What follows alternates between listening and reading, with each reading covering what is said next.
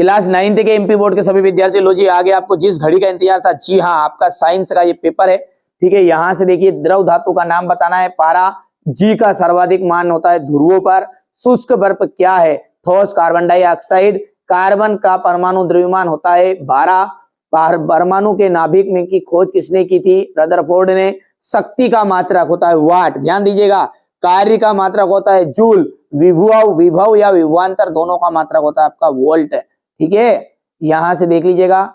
और लाइसोसोम को आत्मघाती वाली थैली भी कहते हैं। परमाणु के नाभिक में उदासीन कण न्यूट्रॉन होता है।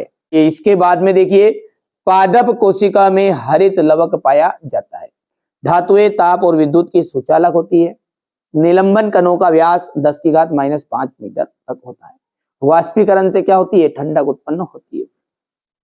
कार्य करने की क्षमता ऊर्जा, दूरी का मापक यंत्र ओडोमीटर, जूल की बात करें तो 1 न्यूटन इंटू 1 मीटर। ठीक है, संयोजी ऊतक, रक्त, कोशिका, कोशिका का आपका जाएगा रॉबर्ट हुक, और संवेग का जो एसआई मात्रक है किलोग्राम मीटर सेकेंड इनवर्स आ जाएगा। ठीक है, अच्छे से मेहनत करना, कंप्लीट करना, क्योंकि यही पेपर आपको परीक्षा हॉल में देखने को मिलेगा। 9 दिसंबर का ये पेपर है। ठीक है, आयोडीन, आयोडीन और एल्कोहल, आयोडीन और एल्कोहल के विलयन को क्या कहते हैं, टिंचर आयोडीन कहते हैं। क्या कहा जाता है, टिंचर आयोडीन। बल का एसआई मात्रक बताइए, बल का एसआई मात्रक है न्यूटन। एक ऐसी धातु जो कमरे के ताप पर द्रव अवस्था में पाई जाती है वो है पारा। संवेग का एसआई मात्रक क्या है, किलोग्राम मीटर सेकेंड इनवर्स। तंत्रिका ऊतक का नाम लिखिए, न्यूरॉन। ठीक है, हृदय की पेशियां किस प्रकार की पेशियां है, अनैच्छिक पेशियां। ठीक है, हृदय पेशियां ऐच्छिक होती है क्या, असत्य है। कंपोस्ट में कार्बनिक पदार्थ तथा पोषक तत्व बहुत अधिक मात्रा में पाए जाते हैं।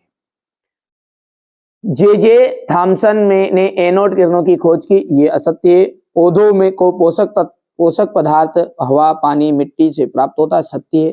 हृदय पेशी कंकाल से जुड़ी होती है, असत्य है। विभोज्यों तक पौधों की वृद्धि वाले क्षेत्रों में पाए जाते हैं, सत्य है।